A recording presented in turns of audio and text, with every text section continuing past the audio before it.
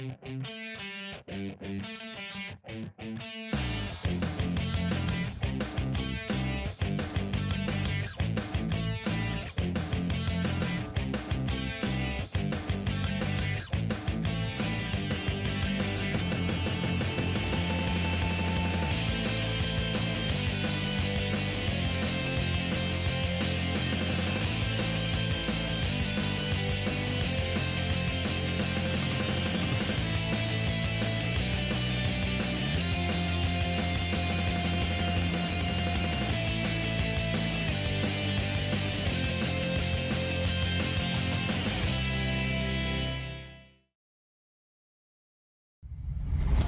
kalaban lagi natin araw-araw, sobrang init. Kahit nasa loob na tayo ng opisina o bahay. Bakit nga ba hindi masalag ng mga bintana natin ang sobrang init na sinag ng araw? Pero mga mare, worry no more dahil may technology ng sasagot sa hinaing natin ito. Kapag nalaman ninyo ang tungkol sa Nanocoat solution ng Trendway Builders, baka mamangharing kayo na sa pamamagitan lang ng simpleng liquid solution, lalamig ng tunay ang loob ng inyong bahay. Alamin natin yan today, dito lang sa DOSTv Science for the People.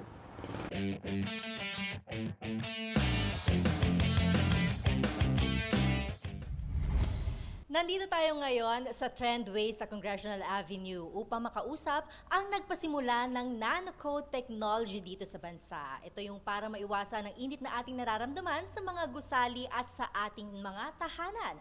Ang Nanocoat anti-heat solution, paano nga ba nagwo-work? Ating pulutin ang interesting na kaalaman na ito mula kay Mr. Edmond Lee ng Trendway Builders. Magandang araw, Sir Edmond. Good day also sa'yo, Jel. Ayan, sir. Pag-usapan natin, Nanocoat technology para sa kaalaman ng lahat. Ano po bang Nanocoat? Ang nanocoat ay isang glass coating that does thermal control. No? So ano po yung glass coating? Ang glass coating po ay isang pintura na pinapahid sa salamin. Pero ang kagandahan nito o nakakaiba dito is pagiging clear niya o transparent siya. So, ano ang purpose ng itong paint na to? So, once your glass, like it's your window, ay napinturahan po ng nanocoat, clear pa rin siya, meaning the sunlight still comes in, pero nakokontrol niya yung pagpasok ng init at saka ng UV, which is ayaw po natin no, na makapasok sa atin. So, syempre, of course, alam natin yung mga tint, di ba? So, anong difference niya mainly of ang tint and then this Nanocoat? Okay. Two major things ang pwede kong sabihin na pagbabago o naiiba no sa tint no. First is when you say tint, well actually tint is dark no or colored no. In many instances, the reason nga na naglagay tayo ng isang salamin is gusto rin natin yung bukod sa sunlight na papasok, gusto rin natin yung view, nakikita po yung loob natin. Eh kung na-tint na po siya, didilim na po. Yes. So for example, kayo po ay nasa restaurant industry or nasa retail industry, eh hindi yung makikita yung activity po sa loob. No? That's the first thing. Ang second thing ho na pwede nating masabing pag naiiba, kasi sa ngayon, no, sa panahon ngayon, yung mga salamin po, because of technology, kaya na pong gumawa ng malalaki at matatangkad na salamin. So, tint, by its nature, may limited na dimension.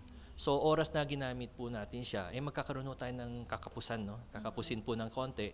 So, nagduduktong po tayo doon. Walang problema sa duktong, yung in terms of, let's say, performance. Kanya lang, nagiging hindi siya maganda. Kasi nagkakaroon po siya ng guhit, no? That's the first thing. And the second thing, yung duktong po o yung seam, yun po ang nagiging cause of weakness. Ibig sabihin, doon po nagkakaroon ng peeling o pagbabakbak eventually. So, nasisira po siya because of yung pagkasim niya. Alright. So ito yung mga application ng Nanocoat, di ba sir? Talagang ito nag-venture na kayo sa ganitong negosyo. And then, paano yung nagiging sabihin highlights using this technology? Of course, the benefits, no? Yeah. One of which is, I have to mention this pala, kasi coating ho siya. It's a water-based na product. So ngayon po, napaka-conscious ho natin sa pagiging sustainable environment, green environment. So itong product na to, ang pinaka-breakthrough niya is they're able to use water as the base. So very important po siya. No? We can say that this is an environment friendly product. No? another thing is because of it being water-based, wala siyang strong smell. Wala siyang VOC, no? So, in fact, we have done several projects before na like in a cafeteria. People are eating like 5 meters away and we are applying Nanocoat. And wala ho tayong nakukuhang, walang amoy, walang complaint, as if we were just there cleaning the glass lang, parang ganon. So, yan po ang ano. Okay. So, Sir Edmond, kwento niyo muna sa amin. Sabi niyo nga, nag-start kayo sa ganitong ng negosyo and then meron na kayong mga clients talaga, kumbaga parang loyal clients na bang may tuturing. Pero paano kayo nag-start? Sabihin, malaki ba agad yung mga projects na nakuha ninyo? Let me tell you a story or how I started, no? So ako, I travel a lot. I go to different places and I always observe. I always keep my eyes and ears open. I also go to sa mga exhibitions, etc. So, in one of my travels, na-encounter ko to sa isang exhibition. And what caught my attention was yung pagiging, yung the nature, no, of a clear coat pero nagbablock ng heat, no? Kasi akala ko, sabi ko, paanong something na clear, nakaka-block ng heat? Ang alam natin, something has to be dark, no? Ngunit naipaliwanag naman sa akin na mabuti, yung kausap ko, one of which is to my discovery is yung heat and light pala are two different wavelengths. Something that I wasn't aware of before. So sabi niya, kung two different wavelengths nun, all you have to do is just attack the wavelength of the heat para hindi na siya makapasok. So it really caught my interest. And thinking forward, alam po natin na the Philippines is a tropical country. Well, always warm. Yes. Sabi nga ng friend ko, dalawa lang ang weather sa Philippines eh. Warm and warmer lang eh. So, that's one thing, no? The other thing is, napapansin din natin when we go around sa metropolis, the use of glass is getting more and more prominent.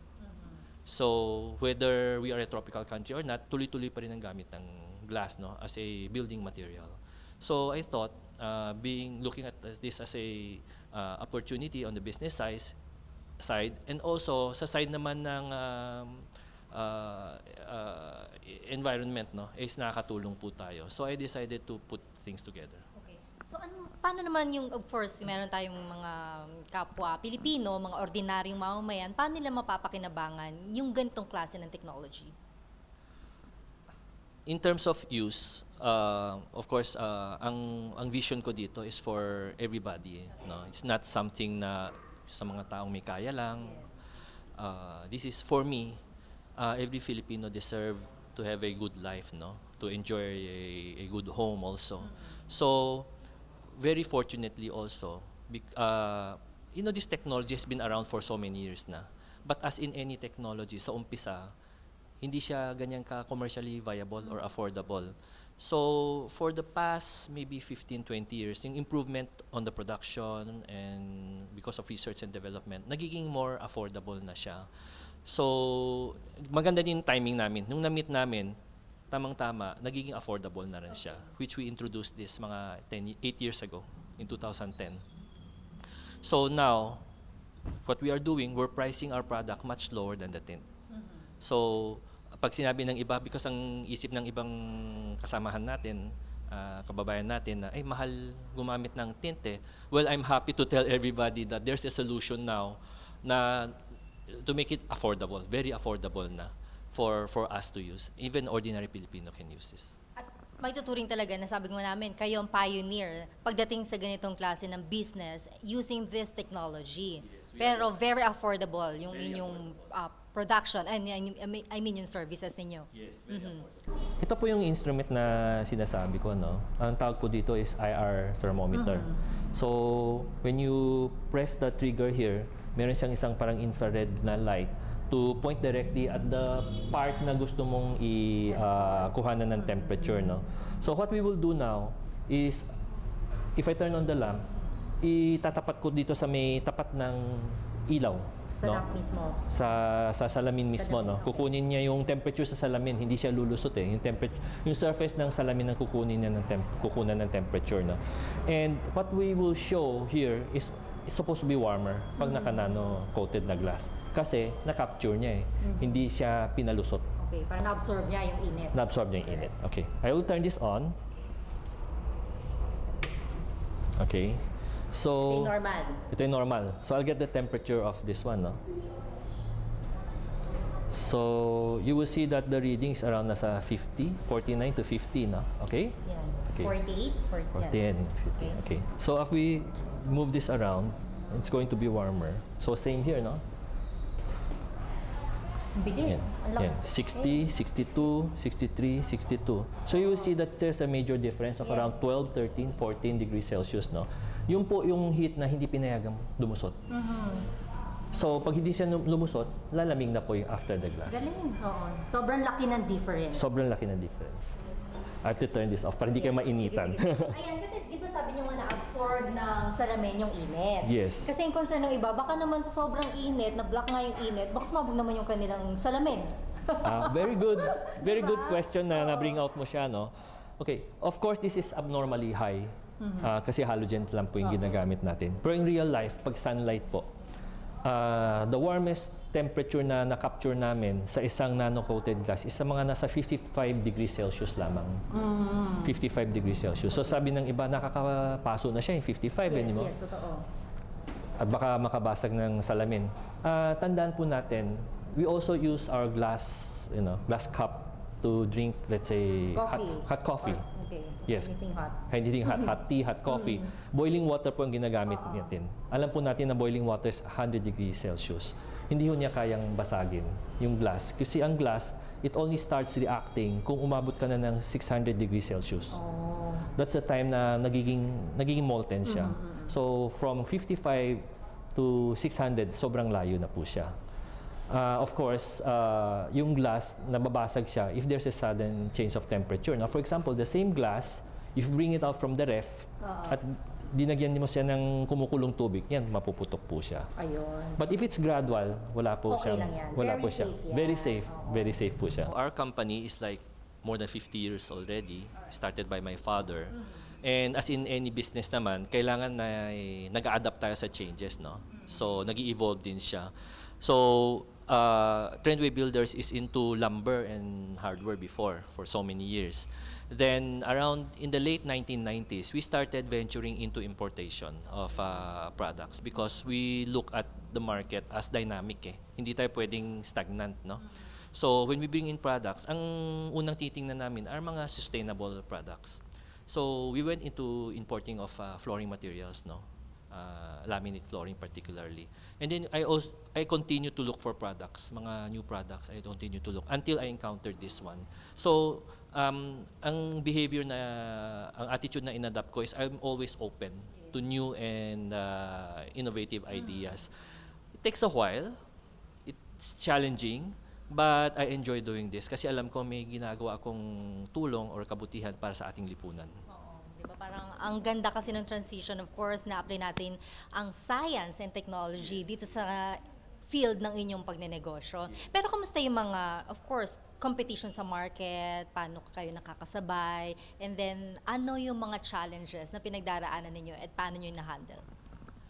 Well, wala namang easy business to do, no? So, mapunta muna tayo sa challenges. Ang approach ko dito is two-prong or two-phase. First is you have to introduce the technology. So this is something new and this is always a challenge. So in order to do that, ang approach ko doon is to inform and educate the market, no? So we do it with industry people like mga architects, mga designers, contractors. We also do this with mga layman, no? Mga end user, no? So we talk to homeowners or mga corporate owners. And looking forward also, we go to the extent of educating the youth, no?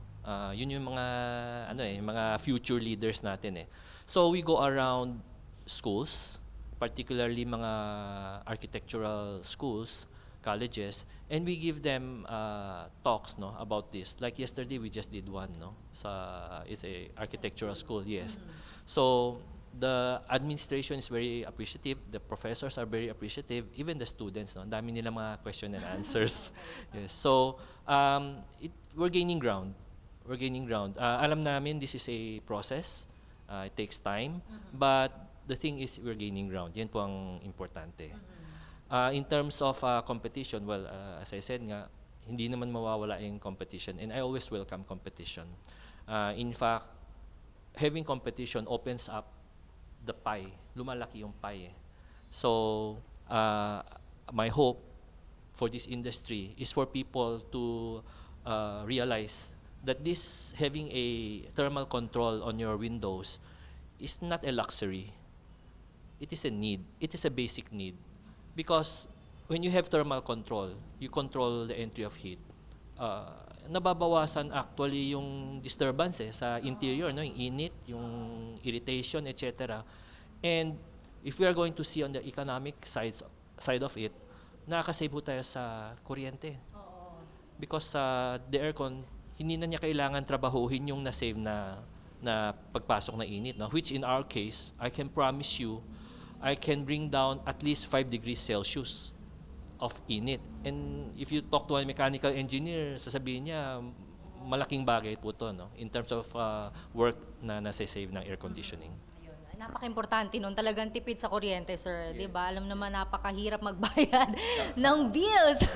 Ayun. At nabanggit nyo kanina, ito maging necessity na ng lahat. Diba? So, paano yung mga ordinaryong mamamayan? Siyempre kanina nabanggit nyo mga restaurant and other establishment, pwedeng apply. Yes, pwede. So other siguro establishments or ano pang pwedeng yung ma-advise na pwedeng paggamitan itong Nanocoat? Of course, sa lahat ng bahay-bahay, no? Anything that's architectural. I think wala namang sigurong... Salamin? Yes. Okay.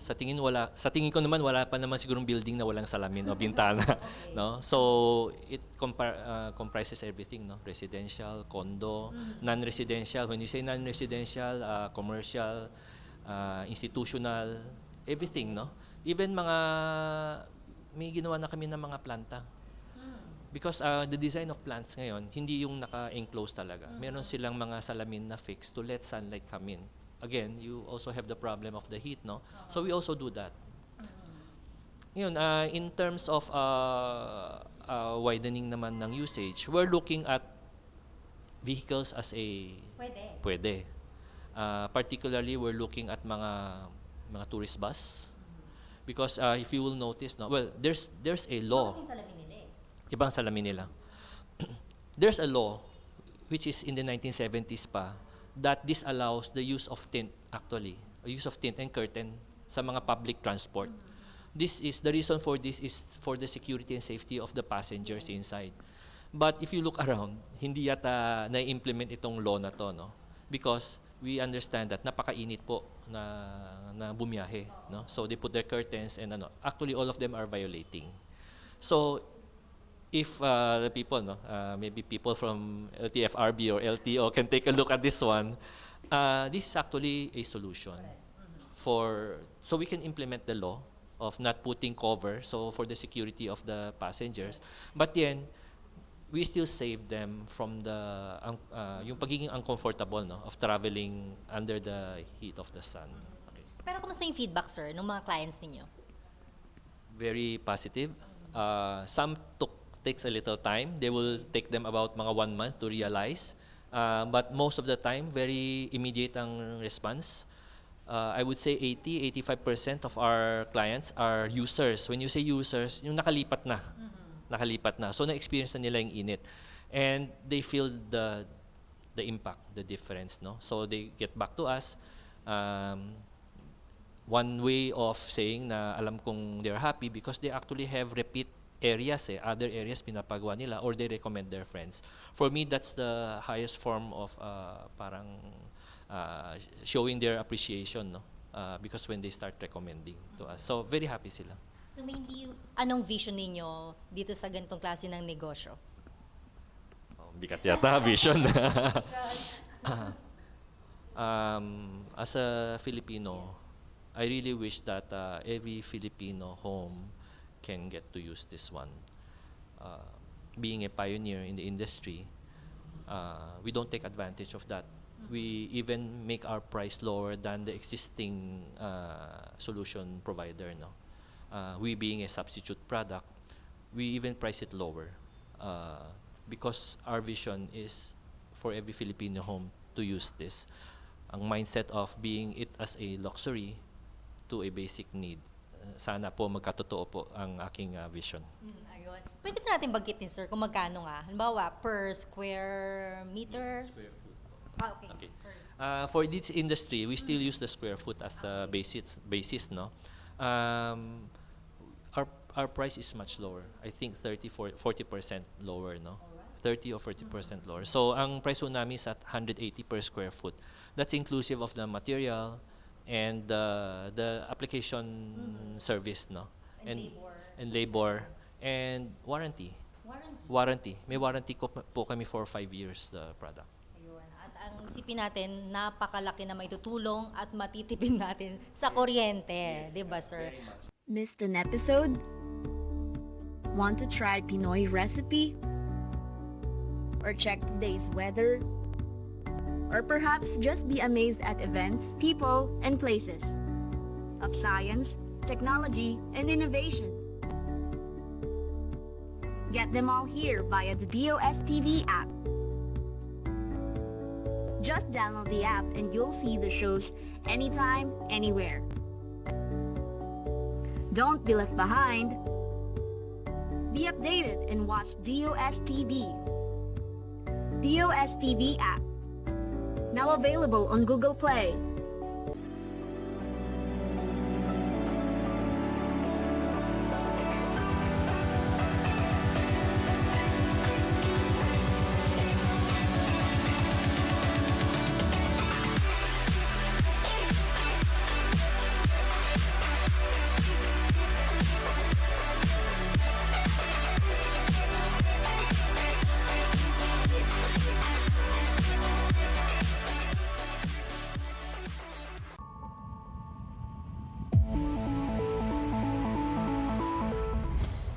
Magandang araw ho sa lahat ng ating mga kababayan. Itong si Bagyong Paeng ang huling namataan sa layong 750 kilometers. Silangan ho yun ng Basco, Batangas at taglay pa rin ang lakas na hangin umaabot sa 160 kilometers per hour near the center at pagbugso po na umaabot pa sa 195 kilometers per hour. At sa ngayon ay napakabagal pa rin ang pagtakbo nitong si Bagyong Paeng at kung hindi nga po magbago ang kanyang movement, patuloy ho itong ang direction po niya ay pahilaga and then eventually po ay mag-northwest ito, hilagang kanluran before finally exiting the Philippine era of responsibility. Kung makikita po natin ang Luzon and Visayas, generally po ay halos maaliwalas po ang kalangitan sa araw na ito pero hindi pa rin ho natin inaalis sa mga possibilities of thunderstorms, especially ho during afternoon or evening. Sa Mindanao naman, meron pa rin mga pag-ulan tayong inaasahan lalong-lalo na sa hilagang parte ng Mindanao.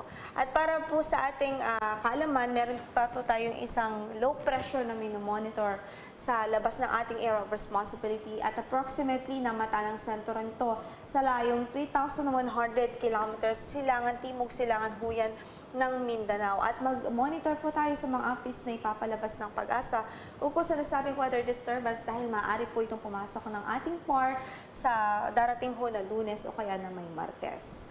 Samantala, sa track na ipinalabas ho ng Pag-asa, for the past 3 days nga ay nag-northward po itong si Bagyong Paeng and then eventually po in-expect natin by tomorrow, posible po na sa direksyon na po ito ang sentro o ang mata ni Paeng and then finally po mag-exit ito ng ating Philippine Era of Responsibility sa araw ho yan ng Saturday. Wala po itong direktang epekto sa anong bahagi ng ating landmass dahil yung kanyang diametro o yung radius po nitong bagyo ay hindi naman po pa umaabot sa anong bahagi ng ating kalupaan.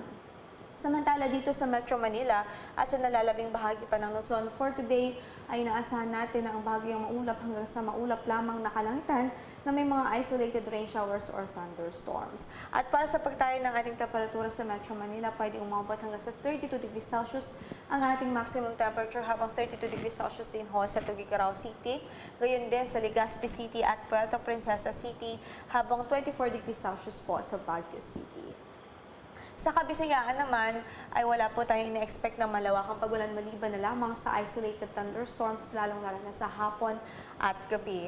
25 to 32 degrees Celsius ang maaaring maging temperature range sa Metro Cebu habang mataas pa rin ang inaasahan nating temperatura sa Tacloban City at 33 degrees Celsius naman ho sa Iloilo City. Sa Zamboanga Peninsula, Northern Mindanao at sa Caraga Region ay maulap po doon sa araw na ito na may light to moderate rains. Samantalang sa nalalabing bahagi pa ng Mindanao ay bahagyang maulap lamang hanggang sa maulap ang ating kalangitan na may mga isolated rain showers or thunderstorms. Para naman sa pagtaya ng ating temperatura sa Cagayan de Oro, pwedeng umabot hanggang sa 33 degrees Celsius ang ating maximum temperature for today, habang 34 degrees Celsius sa Davao City at 31 degrees Celsius naman ho sa Zamboanga City. Paalala pa rin sa ating mga kababayang mangingisda, nakataas pa rin ang ating gale warning ngayon sa mga baybaying dagat o particularly ho sa northern seaboard ng Northern Luzon at sa eastern seaboard ng buong Luzon maging sa eastern seaboard ho ng Kabisayaan. Kaya sa mga nabanggit nating lugar, hindi pa rin ho pinapayagan ng Coast Guard na pumalaot ang maliliit na sasakyang pandagat doon dahil inaasahan pa rin natin magiging maalon hanggang sa napakaalon ng ating karagataan doon sa areas na ito. Samantala, wala naman po tayong significant enhancement ng southwest monsoon na ini-expect during the presence nitong si Paeng dito po sa Philippine Era of Responsibility. Expect po light to moderate rains over northern Luzon by Friday ho. Bukas ho yan. At hindi pa rin ho pinapayagan ng Coast Guard na pumalaot ang maliliit sa sakyang pandagat sa mga areas kung saan ay nakataas ang ating gale warning at risky din ho ang sea travel doon nga sa northern and eastern seaboards ng Luzon at maging sa eastern seaboard ng Visayas. Exit ho o expected na exit sa PAR nitong si Bagyong Paeng by Saturday ho yan. At yan ang latest mula dito sa Pag-asa. Ito po si Lori de la Cruz. DOSTv would like to thank Filipino Creazione de Mano Incorporated. Visit their showroom at ground floor lobby, PSM BFI Building, 318 Santolan Road, West Crames, San Juan City. SciDev, the world's leading source of reliable and authoritative news, views, and analysis on information about science and technology for global development. Visit their website at www.scidev.net. Noong bata tayo, simpleng-simpleng definition ng technology at machine ay anything that makes life easier. At totoo nga ito, dahil sa mga teknolohiya na tulad ng Nanocoat, ang buhay ay hindi lang easier, more comfortable pa. Salamat po sa pagtutok ninyo sa amin ngayong araw. Ako po si Jal Miranda at ito po ang programang hatid sa inyo ang good news everyday sa world of science and technology. Ito po ang DOSTv Science for the People.